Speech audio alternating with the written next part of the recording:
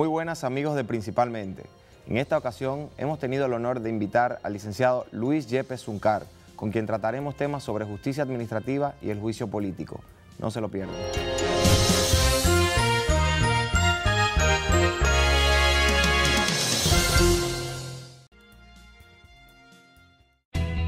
Desde el 1989, Seaboard se convierte en la primera generadora privada de energía de República Dominicana.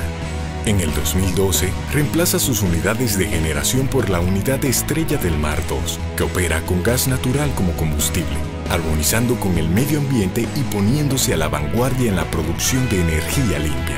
Seaboard, comprometidos con la satisfacción de sus clientes, el desarrollo nacional y el medio ambiente.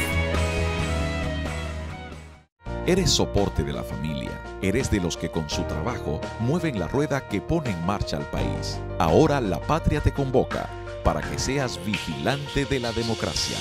Intégrate a un colegio electoral. Obtén más información en www.jce.do, acudiendo a la Junta Electoral del municipio o llamando a Fonojunta a los teléfonos 809-534-0523 y desde el interior sin cargos 1-809-200-0523. Tú puedes ser garantía, hacer la diferencia. Intégrate, tú cuentas.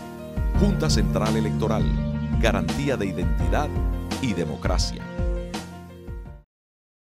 La provincia Santo Domingo es PLD.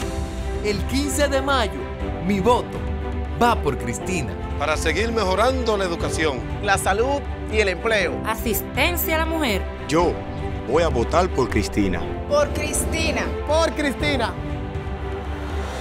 Juntos, desde el Congreso, continuaremos trabajando sin descanso por nuestra provincia.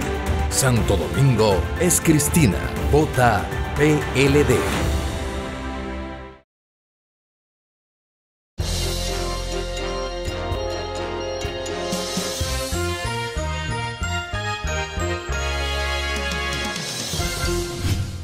Saludos amigos de Principalmente.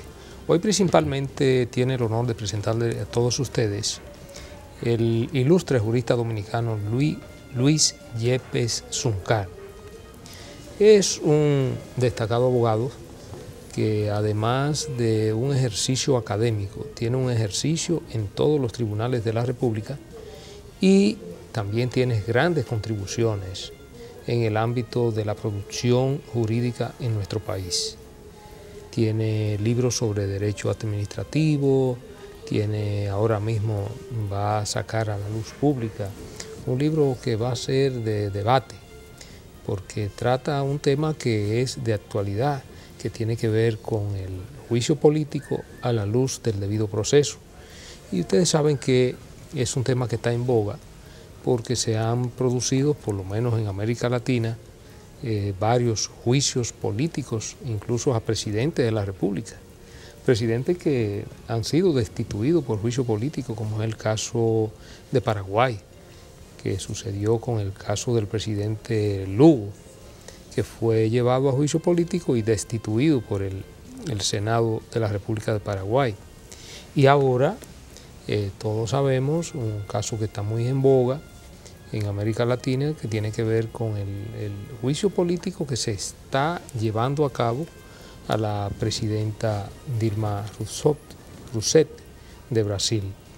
De manera que va a ser un tema ampliamente debatido en los corrillos jurídicos de nuestro país, pero hay otros temas que también ha abordado el licenciado Luis Yepes Zuncar, como el tema fue la persona que propuso y que abordó en su momento, cuando era algo poco conocido en nuestro país y sobre todo manejado en el ámbito jurídico, en el ámbito legal, la ley sobre el SIDA y la no discriminación a las personas que sufren de esta enfermedad. En fin, son muchos los temas jurídicos, penales, constitucionales, administrativos que maneja nuestro invitado en el día de hoy. De manera que para nosotros Principalmente es un honor contar con la presencia de este destacado jurista dominicano el doctor Luis Yepes Zuncar. Luis, un placer tenerte por aquí. El placer es mío. Sí, la verdad que sí. Bueno, Luis. Bueno, estoy muy complacido de la invitación y estoy a la entera disposición de ustedes para hacer este ejercicio, porque yo soy un fiel seguidor del programa, permanentemente, en todos los debates que se suscitan y sobre todo los aportes jurídicos que realizan los invitados. Ya yo me sentía celoso. Qué raro que Radamés no me llamaba. Sí, no, te teníamos en carpeta, Luis, la verdad que sí. Mira, Luis, precisamente tú has sido objeto de varias citas aquí en este programa. Han venido grandes juristas y de una u otra manera ha salido a colación, se ha citado el nombre de Luis Yepes Zuncar. Recuerdo que en un programa que hiciéramos no hace tanto tiempo, el licenciado Olivo Rodríguez Huerta, mi compadre, te citaba y citaba una de tus obras que tienen que ver con el derecho administrativo y sobre todo con la jurisdicción contenciosa administrativa, un enfoque que tú hacía ya mucho tiempo, cuando aquí todavía no estaba tan en boga el término, el derecho administrativo, que ciertamente es un derecho que ha tomado un gran auge debido, primero porque después que se creó ya la jurisdicción contenciosa administrativa a partir de la promulgación de la ley 107. La 13-07. 13-07. En el 2007 cuando se unificó ya. Correcto, que se unifica, se pone en boga y la jurisdicción contenciosa administrativa y ya los abogados y sobre todo los estudiantes de derecho van acercándose mucho más a ese derecho administrativo. Y tú lo abordaste cuando todavía los espacios del derecho administrativo no eran tan recurrentes en el ámbito jurídico nacional. Quiero que tú nos hables de esa tesis que tú planteaste en su momento y que al decir de compadre Olivo Rodríguez Huerta, uno de los más actualizados administrativistas de República Dominicana y de América Latina, dice que todavía goza de una gran actualidad.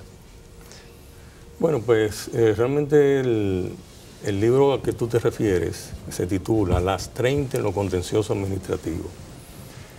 Y esta obra surge con ocasión de que al ser los bienes del Estado inembargables, muchas veces cuando un particular obtenía una sentencia en contra del Estado, pues su ejecución era un poco más que imposible.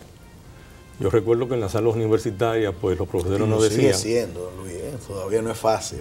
No es fácil, pero ya con los mecanismos y sobre todo con esta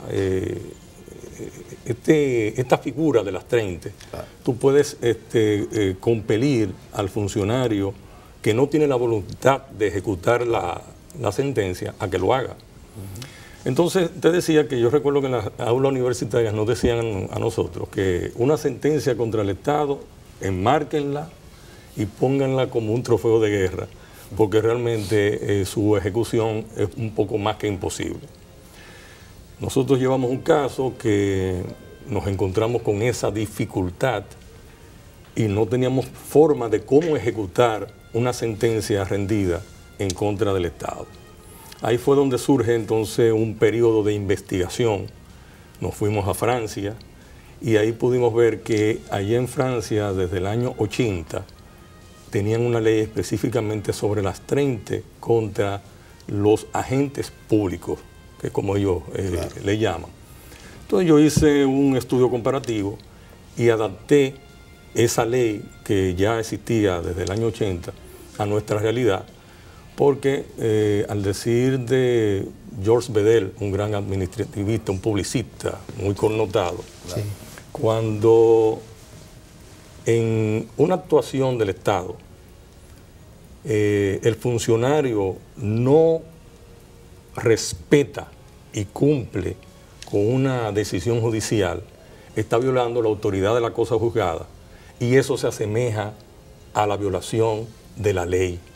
Y cuando no se ejecuta la ley o no se respeta la ley, y ese es el fundamento esencial de toda esta teoría, ya no es el Estado el que actúa, sino el funcionario personalmente. Y por vía de consecuencia compromete su responsabilidad civil, su responsabilidad personal y hasta su responsabilidad penal, porque la parte infine del artículo 185 del Código Penal habla del abuso de autoridad, y no es nada más y nada menos que un abuso de autoridad cuando un funcionario en pleno ejercicio de sus funciones pues no ejecuta la autoridad de la cosa juzgada, de una sentencia, sobre todo en el caso particular que yo llevaba en aquel entonces, ya era una sentencia con la autoridad irrevocable de la cosa juzgada, porque se le había interpuesto contra la sentencia en ese entonces era la Cámara de Cuentas, que tenía la atribución de Tribunal Superior Administrativo. Se recurrió por ante la Suprema Corte de Justicia, y la Suprema Corte de Justicia, como Corte de Casación, la confirmó. Entonces, cuando ya uno tiene esa dificultad en la ejecución de una decisión judicial, la Ley 1494 de 1947, en su artículo específicamente 44, establece la dificultad de las decisiones administrativas que pueden degenerar daños y perjuicios, y ese vendría siendo el fundamento de las 30. Al tener esa dificultad, se apodera nuevamente al tribunal y se le solicita que dicte esta medida, que no es más que es una medida accesoria a la condenación principal, que se dicta con ocasión de vencer la resistencia de la ejecución de la decisión. Es decir, que cuando se liquida, una vez condenado el funcionario que no ejecuta la decisión en contra de la administración pública, pues usted tiene ya un nuevo título ejecutorio, y el funcionario, comprometiendo su patrimonio personal, usted puede entonces ya hacer efectivo la obligación que no se ha querido ejecutar cuando usted lo persigue. Y yo particularmente puedo decir que tengo la satisfacción de la efectividad de ejercer esta figura jurídica en el mundo administrativo, porque los que hemos estado en la administración pública y somos funcionarios, uno no quiere verse involucrado personalmente, y mucho menos el patrimonio personal, por un asunto sobre todo que muchas veces es negligencia, tratar de extender quizá el presupuesto de la institución, y sencillamente muchas veces hasta por animadversión contra el particular que está ejecutando la sentencia. Pero ya cuando ve la realidad de una ejecución, de que ya ese particular con esa decisión de esas 30 puede ejercer todas las vías de ejecución, indiscutiblemente que inmediatamente ejecuta la sentencia. Sí. Yo recuerdo que esa obra, ¿no?, del profesor Yepes Zunccar era una obra muy conocida, siempre ha sido una obra muy conocida, muy citada, no solo por el hecho de que se tratara de un tema de derecho administrativo, que como bien decía Radamés, pues tiene esa problemática de que si no es hasta el día de hoy, luego de la reforma en 2007, cuando la Cámara de Cuentas deja de tener las funciones contenciosas administrativas, que eran las que desarrollaba provisionalmente desde 1950, es decir, que era algo increíble, ¿no? Todo ese tiempo que duró fungiendo como tal, como Tribunal Superior Administrativo. Ahora bien, todavía se siguen teniendo esos inconvenientes para las ejecuciones de las decisiones. Claro, ya uno tiene el tema de la responsabilidad patrimonial del funcionario, más claramente, vamos a decir, delimitado en el ordenamiento jurídico, en la Constitución, en la misma ley 13-07, con el tema de la extensión de la competencia al Tribunal Superior Administrativo, y también en la misma ley 107-13 ahora de procedimiento administrativo. Pero tú hablabas algo que es el tema penal, del abuso de autoridad. Viendo que quizás sea difícil ejecutar incluso lo que son esos astrentes a veces, que hay que liquidarlos para luego entonces ¿Cómo entonces, si sería la vía penal una vía efectiva, cuál ha sido el tratamiento, vamos a decir, jurisprudencial y doctrinal al respecto? La verdad es que uno no ve como tantas cosas sobre eso. Y también me gustaría saber, Luis, el tema de la liquidación de las 30, si también se hace ante el mismo tribunal como, bueno, ocurre en materia civil. Estas cosas que son importantes desde un punto de vista práctico. Reitero, el abuso de autoridad y la liquidación de las 30 como tal. Fíjate, dentro del mundo de la administración pública, se presume que hay una buena fe de parte del funcionario y del Estado como tal. Lógicamente, en la realidad nuestra, podemos decir que nosotros estamos viviendo un estado delincuente.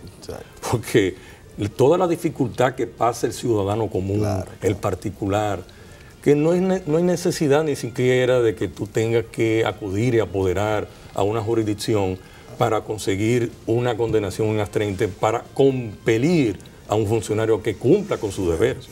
Sobre todo que cuando uno entra en funciones, uno presta juramento de respetar las leyes y la Constitución de la República. Y precisamente, como dije hace un momento, la autoridad de la cosa juzgada se asimila a la ley, y dentro del mundo administrativo es cardinal el principio de legalidad. Es decir, que todo tiene que estar sujeto a la ley. Entonces uno se siente que es muy cuesta arriba que, dado todos estos principios, un funcionario no ejecute una decisión judicial.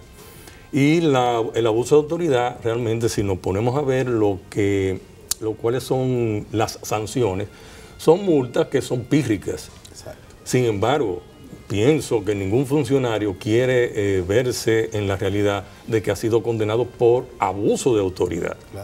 Porque precisamente si a una persona, un funcionario que se supone que debe comportarse apegado a lo que establece la Constitución y las leyes, y es condenado precisamente por violentar las leyes, es algo realmente catastrófico, que creo yo que pone hasta en juego su propia permanencia en la función.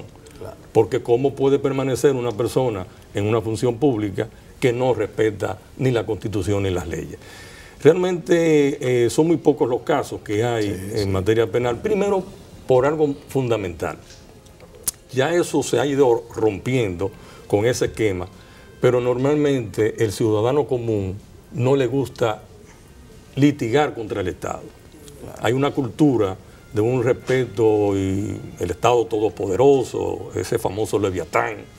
Entonces, aunque eso se ha ido paulatinamente rompiendo, y ya el ciudadano está haciendo uso de los distintos recursos e instrumentos que la legislación dominicana pone a su disposición para poder vencer la resistencia del Estado dominicano y mucho más de un funcionario público. Es decir, que en este aspecto son muy pocos los casos que han llegado por esa vía, dado esta cultura de no enfrentar al Estado.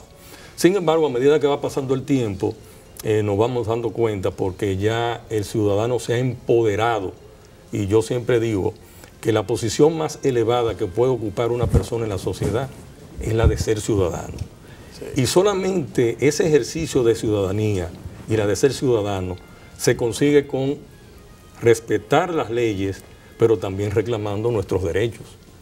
Y hoy por hoy ustedes ven que donde más el Tribunal Contencioso Administrativo tiene casos siempre de impuestos, porque no se está de acuerdo con los impuestos que la Dirección General de Impuestos Internos le ha liquidado, y pues se va al Tribunal Contencioso.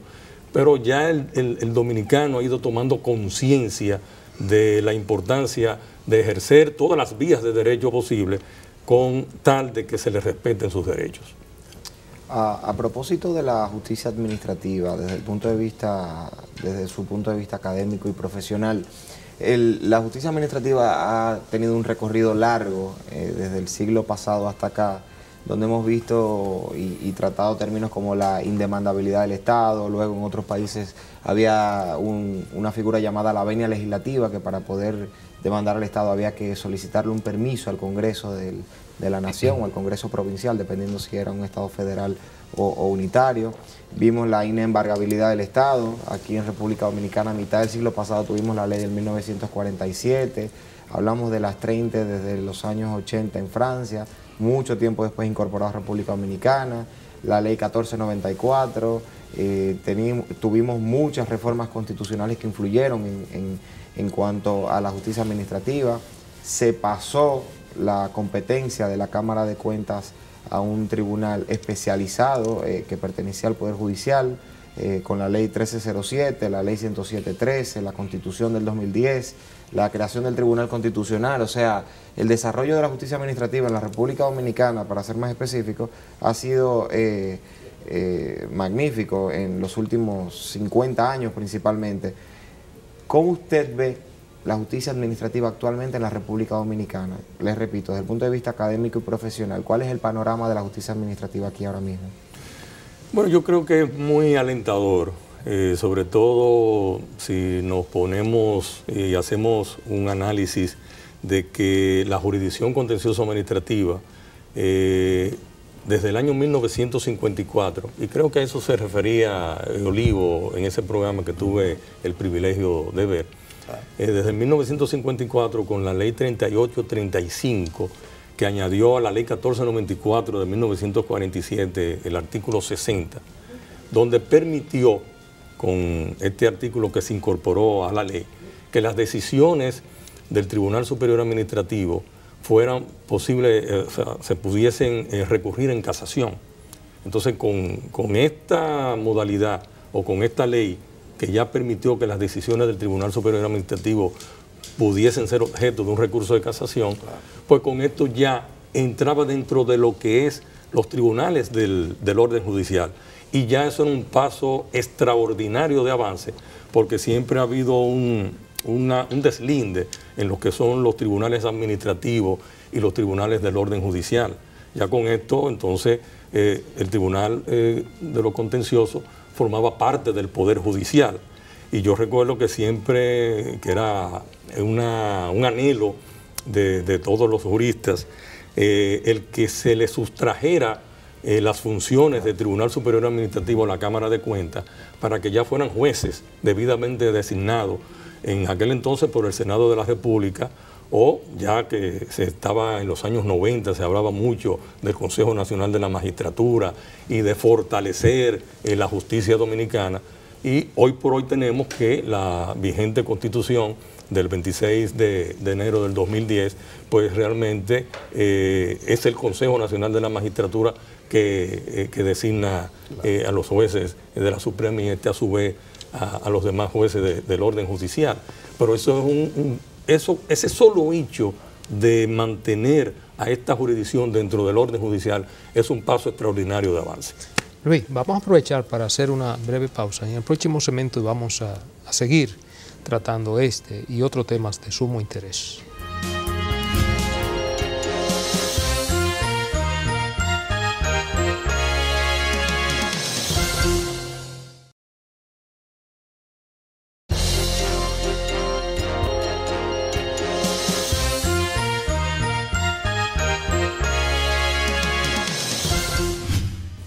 Seguimos, amigos, en Principalmente hoy con la grata presencia del distinguido jurista dominicano Luis Yepes Zuncar. Luis, bueno, hemos visto lo que ha significado, ¿no?, tu obra sobre derecho administrativo y sobre todo en lo que tiene que ver con el astrente, algo novedoso en su momento y que todavía sigue teniendo vigencia. Así es. Pero vamos a ver, y sobre todo este libro que está próximo a salir. Aquí nosotros tenemos el honor de presentar, es una primicia, porque este es el de prueba, pero lo importante de este libro es que es un tema de gran actualidad, como decíamos al principio del programa. de gran actualidad porque está en el debate jurídico tanto nacional como internacional. Es el gran tema de Latinoamérica. Y es el gran tema de América Latina. Tema ahora mismo, porque eso implica, eso impacta, ¿no?, en el fundamento mismo de la democracia, ¿no? Lo que estamos hablando es de desbancar a un gobierno, ¿no? Claro. Entonces, de ahí lo delicado de esto, lo importante que es para la Latinoamérica entera, que ha venido viviendo estos procesos, como tú decías ahorita, no es ahora, esto viene hace mucho tiempo. Claro, porque además es un asunto que pone hasta en juego la estabilidad democrática de un país. Se habla hasta de golpe. Y la forma en que se lleve a cabo, la forma en que se frague, a veces delegitimando instituciones, a veces montando conspiraciones, puede incluso convertirse en lo que muchos llaman golpes de Estado institucionales. O sea, una nueva modalidad de golpe. Antes eran los golpes militares, manos militares, deslegitimados, pero ahora este tipo de golpe, como por ejemplo el de Paraguay, legitimado y hecho precisamente estableciendo ese debido proceso al que tú te refieres en tu obra, Luis. Más o menos, ¿cuál es el enfoque, Luis, que tú tratas de dar en tu obra, que yo creo que va a ser, como digo, de mucha vigencia y va a ser una obra que va a encender el debate jurídico, por lo menos en lo que tiene que ver aquí en República Dominicana? Precisamente, toda la investigación, déjame decirte que la investigación para poder producir esta obra fue muy difícil, porque no hay prácticamente nada sobre el juicio político.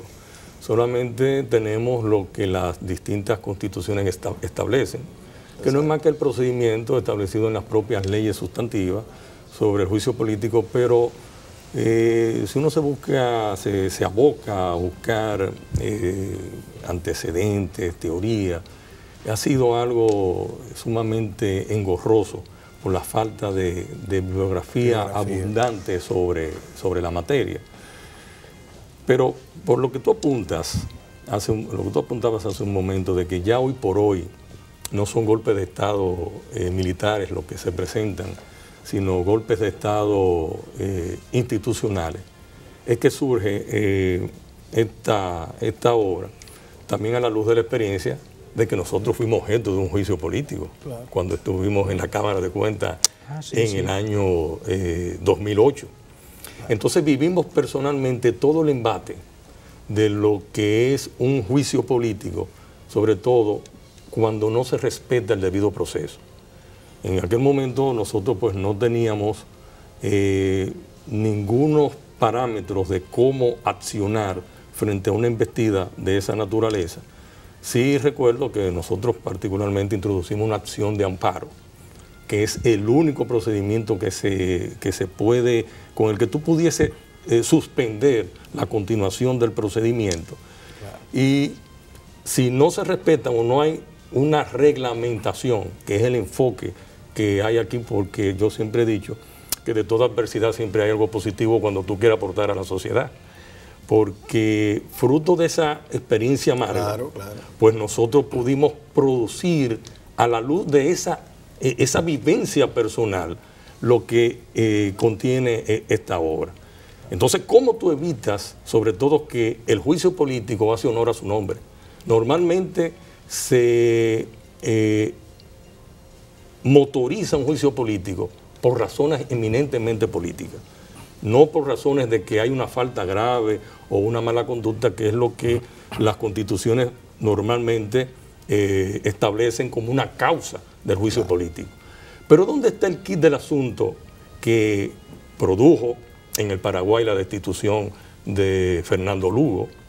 En el Perú produjo la destitución de los jueces del Tribunal Constitucional peruano, que sencillamente fueron perseguidos por un juicio político porque ellos no votaron a favor de la reelección de Fujimori. Fíjate que como una razón eminentemente política y de retaliación los encausa a ellos a un juicio político donde ellos fueron destituidos pero ellos sostuvieron su acción de amparo por la violación de todos los derechos fundamentales. Y el caso del Perú llegó, de esos jueces del Tribunal Constitucional peruano, llegó hasta la Corte Interamericana de Derechos Humanos, obteniendo ganancia de causa. Una decisión famosísima. Sí, una decisión que es un precedente en esta materia. Entonces, ¿qué está pasando actualmente? Que al no estar reglamentado el juicio político, la causa que las distintas constituciones establecen de falta grave es una causa que un constitucionalista, precisamente peruano, y que prologa mi obra, que es el profesor, el magíster Abraham García Chávarri, que tiene de las pocas obras que pude ubicar para poder escribir, fue una obra que él tiene que ayer se le llama, en vez de juicio político, se le llama acusación constitucional. Entonces, él denomina a estas causas tan genéricas, donde todo puede caber ahí, que son causas omnicomprensivas. Ese término de él, a mí me ha llamado mucho la atención porque es cierto. Es una causa omnicomprensiva porque el que quiere realizar un golpe de Estado institucional dentro de lo que son faltas graves, te mete cualquier tipo de causa como una falta grave, que es incluso la queja que tiene y ha tenido la presidenta Dilma Rousseff del Brasil, que ella dice que por un asunto de unos supuestamente mal manejo de orden fiscal, que todos los expresidentes del Brasil habían realizado de igual forma, ¿por qué a ella la están persiguiendo? Entonces se está persiguiendo por este juicio político precisamente porque no hay una reglamentación que pueda definir qué son las causas graves. En el mundo de todos los juicios donde hay una penalidad, ya sea disciplinario, un juicio militar, un juicio de cualquier índole, sin importar la naturaleza, y en este caso particular, el juicio político, tiene que estar entonces, respetar todas las normas o garantías mínimas del debido proceso. Que una de ellas sería, que es lo que yo creo que en ese caso tú resaltas, es de que esas causas graves constituyen una especie de concepto jurídico indeterminado, número uno, que violaría el principio de máxima taxatividad o certeza, que es parte del elemento típico, porque entonces ahí encaja todo, pudiera encajar todo, haciendo entonces peligrosísimo que con una aplicación de una mayoría en el Congreso, que yo creo que también es algo que tú quiero que nos explique, sobre todo a la luz del caso dominicano, qué pudiera pasar en la República Dominicana, que es algo interesante, cómo con una aplicación mecánica de unas mayorías pudiera entonces desvanecerse el voto popular. Lógico, es que ahí es donde está el peligro, y precisamente por eso es que nosotros entonces escribimos esta obra llamando la atención de que nadie esté exento de que con un Congreso adverso, mientras tú tienes un Congreso favorable, pues tú vas sobre la cresta de la ola y no hay ningún tipo de inconveniente, pero con un Congreso adverso que se puede dar. Por ejemplo, en el año 96, cuando asume el presidente Fernández la presidencia de la República, nosotros solamente teníamos un senador. Un solo senador. Correcto. O sea, el Partido de la Liberación Dominicana solamente tenía un senador. Y si tú te pones a analizar con una mayoría de la oposición, cualquier actuación de Estado de un presidente de la República se puede catalogar y tipificar como una falta grave, precisamente por la ausencia de definir cuáles son las faltas graves, de tipificarlas, cuál actuación que realice el funcionario electivo entra dentro del renglón de esa falta grave. Parecería como una especie de revocación de mandato, porque realmente quizá la oposición política en Brasil, tomando la baja aprobación que tenía ya la presidenta, entonces mete esto aquí ¿cómo decir?, de soslayos, pero realmente, y sería bueno también que tú nos explicaras el tema de la diferenciación de lo que es la revocación del mandato con el juicio político, que son cosas muy distintas, ¿no? No, lógico, sí, porque por ejemplo, eso es lo que se llama, tú te refieres a lo que es el referendo revocatorio. El referendo revocatorio, cuando tú consultas al pueblo, que por cierto está prohibido, y qué bueno que así lo sea, porque fíjate, esto es muy delicado. Normalmente el grado de aceptación o de popularidad de una persona en pleno ejercicio del poder es pendular. Exacto. Muchas veces tú puedes tomar una decisión que es simpática a las grandes mayorías, pero muchas veces tú tienes que asumir responsabilidades que no son simpáticas para nada. Y entonces eso puede producir ante una opinión pública adversa, manipulada, dirigida, cuando hoy por hoy los medios de comunicación tienen una influencia terrible y extraordinaria en lo que es el conglomerado y la sociedad toda. Entonces, un presidente de la República con un Congreso adverso, una opinión pública manipulada y dirigida, puede ser objeto perfectamente ante las lagunas, ante ese vacío institucional de un juicio político. Ahora, ¿qué es lo que nosotros proponemos? Incluso en esta obra presentamos un anteproyecto de ley con todo lo que debe ser, porque la propia Constitución vigente de la República Dominicana ordena a que se reglamente el control político, es decir, el juicio político dentro de otros controles que tenemos. Entonces, ese mandato hay que ejecutarlo, hay que cumplirlo. Y nosotros pues dejamos al debate de la comunidad jurídica, de la academia, precisamente lo que yo diría que es un punto de partida para la discusión. Bueno, Cristóbal Rodríguez Gómez es el prologuista de esta obra a nivel nacional, y él dice en su prólogo precisamente esto, que con esta obra se abre un abanico ya ahora de discusión realmente de la academia, porque esta obra fue escrita con el rigor científico, porque nosotros la presentamos con ocasión de la maestría de Derecho Constitucional que cursamos en UNIBE. Claro, exacto. Sí, porque cuando llegó el momento de hacer la tesis, ¿qué voy yo a escribir la tesis? Tú sabes que ese siempre es el rompecabezas de cualquier maestrante, ¿no? Y bueno, pero yo creo que hablar sobre este tema y sobre todo todas las violaciones que normalmente se producen es algo importante.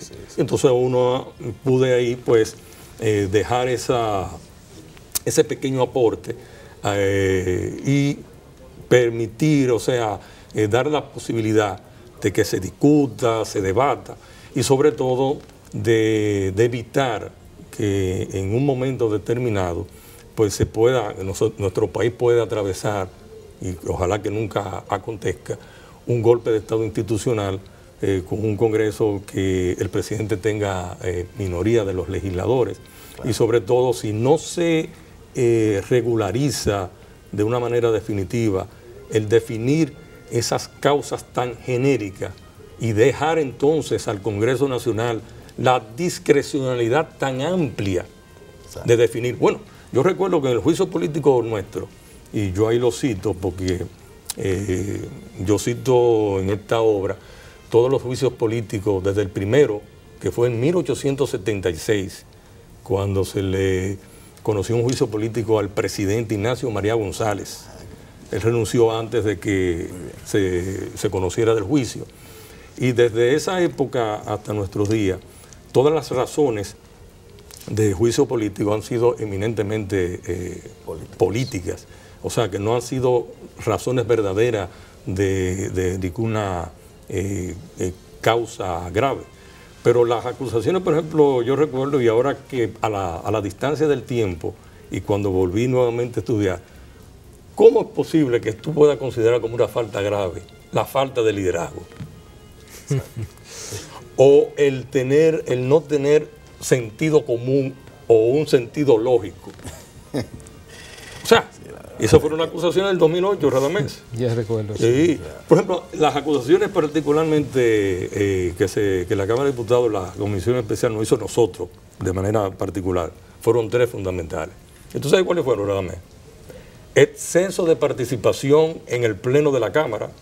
Si yo participaba mucho era porque tenía mucho trabajo, ¿verdad?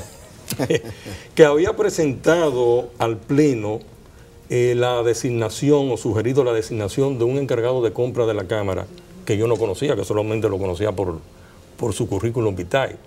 Y si no lo conocía era porque no había ninguna intención de ningún contubernio.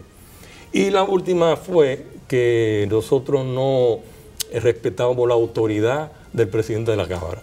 Porque en los debates, hacer un organismo colegiado, siempre hay discusiones, diferencias internas y ese tipo de cosas. Pero cuando tú examinas cada una de todas las causas que dieron como fundamento el juicio político, tú dices, pero nos estábamos volviendo locos. Y por eso yo siempre tomo como punto ese de la falta de liderazgo.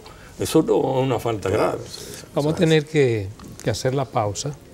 Quiero, voy a tener que hacer una partida antes de que termine el programa, emplazar a Luis para una próxima participación, porque yo sé que nos van a quedar muchos temas pendientes. Sí. Ahora que vamos a empezar a hablar del libro. Y ahora que se va a comenzar a hablar del libro, pero ya eso lo vamos a hacer en el próximo segmento. Ya Francisco tiene una pregunta prevista y seguimos. En breves volvemos con el licenciado Luis Yepes Zunccar.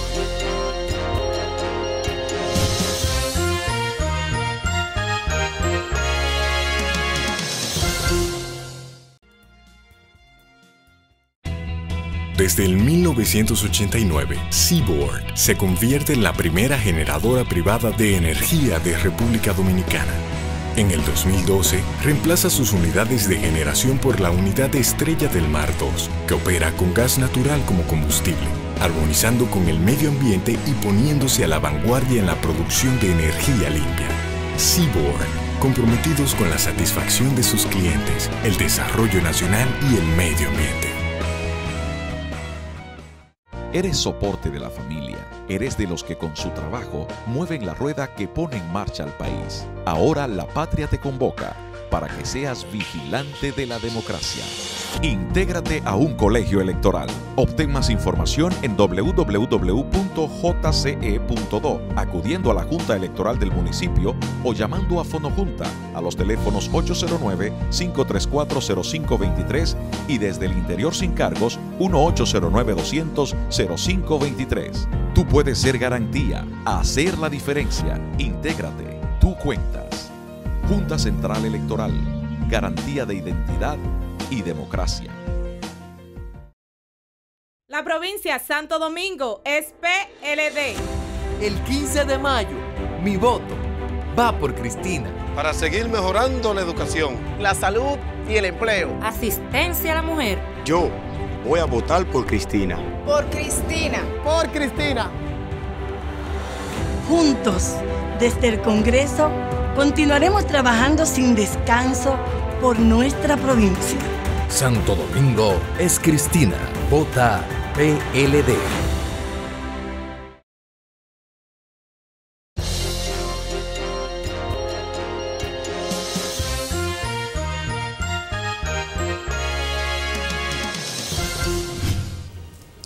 Bueno, seguimos aquí en su programa principalmente. Esta ocasión contamos con la presencia del licenciado Luis Yepes Zunccar con un tema pues interesantísimo, que es el tema del juicio político a la luz del debido proceso, que es una obra que el licenciado Yepes Zunccar pues pondrá a circular ya en los próximos días. Yo espero que pronto, puesto que el tema pues está tan candente, Luis, a nivel mundial, porque se trata no de cualquier país, no es Brasil, un país ya con una presencia mundial pues destacadísima en todos los foros internacionales y eso. Bueno, cedo la palabra a Francisco, que tiene una pregunta pendiente. Sí, correcto. Anterior. Precisamente en alguna ocasión anterior vino el doctor, querido profesor Daniel Beltré, y apuntaba que el derecho siempre ha servido como una herramienta, un arma de la clase dominante, claro, para mantener ese dominio y para imponerse. Y creo que el juicio político viene a ser una figura jurídico-política, vale la redundancia, que denota esto de manera magistral, porque cuando la presidenta, en el caso de Brasil, el presidente, en el caso de Paraguay, los jueces del Tribunal Constitucional, en el caso de Perú, han perdido alguna cuota de poder o algún otro poder ha querido imponérsele, han utilizado el derecho para esto y lo hacen a través de esta figura. Dado estos casos, aquí tuvimos una experiencia reciente que estuvimos señalando anteriormente.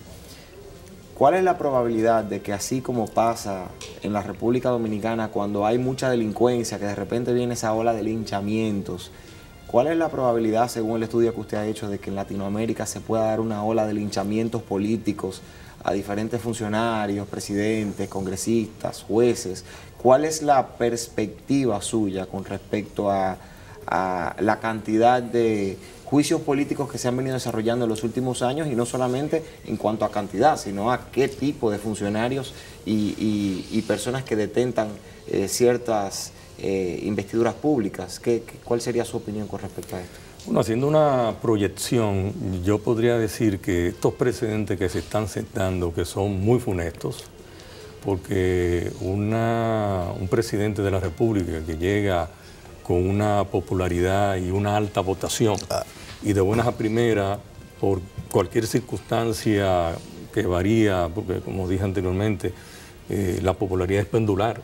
En un momento tú puedes tener mucha aceptación y en un momento distinto ese mismo pueblo que te acogió por alguna decisión, ya sea de que impositiva o de cualquier índole, pues también puede solicitar tu cabeza, ¿no? Claro. Es decir, que estos son precedentes muy funestos, y yo proyecto que pienso que la presidenta de Brasil, definitivamente va a ser destituida, porque ya cuando se pone en marcha todo el procedimiento del juicio político, de que se forma la comisión especial en la Cámara de Diputados y se obtiene la mayoría que allá se obtuvo de las 2/3 partes. Claro. Al igual que aquí también, creo que tú me preguntabas que cuáles son las mayorías que se requieren.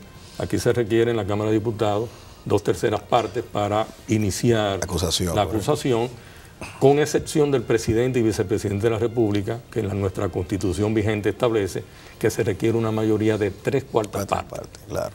Solamente para presentar la acusación. No así ya en el Senado de la República, con el juicio propiamente dicho, porque ya en el Senado la mayoría de las 2/3 partes continúa. Ahora, Luis, tú decías algo ahorita con relación a la pregunta que hacía Francisco. Hay casos en los cuales los mandatarios, o en definitiva los funcionarios sometidos a un juicio político, pues podrían tener una baja aceptación en un momento determinado, por lo que tú decías que la popularidad es algo pendular, ¿no?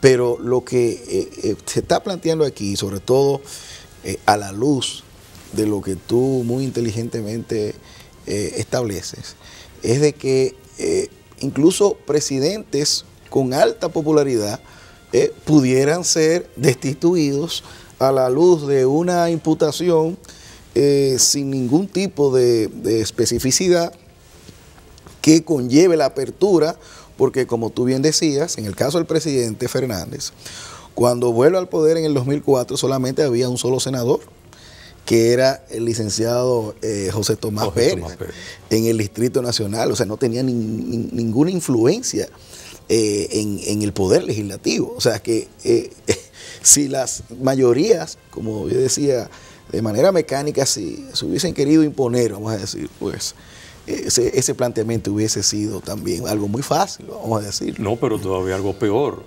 Cuando tú hablas de 2/3 partes y 3/4 partes, tú dices, bueno, pero alcanzar esa mayoría es difícil. Vale. Si tú te pones a reflexionar cómo es la mecánica del poder, real y efectivamente, quienes deciden un juicio político son dos dirigentes, dos líderes. Claro, de grandes partidos. Dos grandes partidos, claro, que se baja una línea. Claro. Y dos personas, o tres, no más, deciden un juicio político.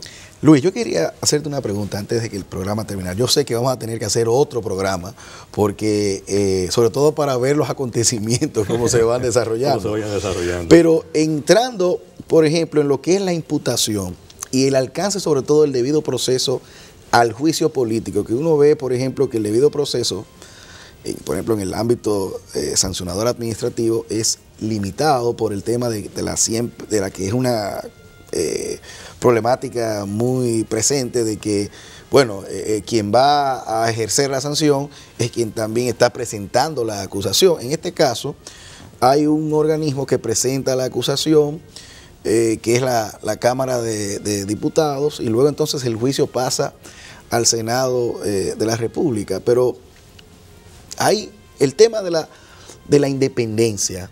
Yo quiero que tú nos expliques eso. Y también el tema del procedimiento en sí, que debería ser una formulación de cargo, el tema del derecho de defensa, el plazo para defenderse. ¿Cómo debería ser esto en un juicio político? Brevemente, yo sé que no tenemos quizás tanto tiempo. No, definitivamente, y ese es el fundamento de la obra. Claro. Por eso es que se titula El juicio político a la luz del debido proceso. Correcto. O sea, en este juicio en particular deben respetarse las garantías mínimas que establece incluso el artículo 69 de nuestra Constitución, claro, donde se establece la tutela judicial efectiva, y sobre todo en su numeral 10 habla de que todo juicio judicial o administrativo tiene que respetar el debido proceso. Claro. Entonces, para respetarse el debido proceso, lo primero es que debe haber una formulación precisa y personal de los cargos, articularse una acusación particular. ¿Por qué? Porque cuando se mete en esa vorágine de acusaciones generales, que tú no sabes a quién se está acusando. No, que tal cosa, que eso no está bien hecho, que hicieron esto, que lo otro. Entonces ahí viene el asunto de que la primera violación al debido proceso, el no identificar o personalizar la acusación. La individualización, ¿no? Lógico, porque es algo elemental de que las responsabilidades penales son personales, o políticas en este caso. En este caso políticas. Pero como es una sanción, porque la sanción es la destitución. Claro. Entonces, por esa razón es que tiene que particularizarse la formulación del cargo y sobre todo decirle, mire, usted está acusado de esto, de esto, de esto, de esto, y permitirte entonces tú preparar una defensa. Bueno. Y desde el momento mismo de que se está en la investigación, que es una fase secreta en la Cámara de Diputados, que ahí tú debes tener el derecho de asistirte de abogados. Correcto, de participar en esa investigación, proponer incluso diligencias probatorias y todo eso. No, y como está hoy día, por ejemplo, el Senado de la República, que no había una experiencia sino anterior de cuando Manolín Jiménez en el año 72, el pleno del Senado se constituyó en comisión especial. Es decir, que no permitió ni siquiera que abogados, como yo recuerdo ahora a Abel Rodríguez del Orbe, que representaba a unos miembros de la Cámara, no se le permitió hablar. O sea, que se lesionó el derecho de defensa. Luis, el tiempo, la verdad que nos faltó mucho tiempo. Tú vas a tener que volver a seguir, ¿no?, abordando este tema tan importante, tan actual, ¿no? Y nada, yo pienso que esta obra pues viene en un momento inigualable, ¿no?, para tratar un tema como este. Señores, hasta aquí su programa principalmente. Las gracias al licenciado Luis Yepes Zuncar y les esperamos en otra entrega.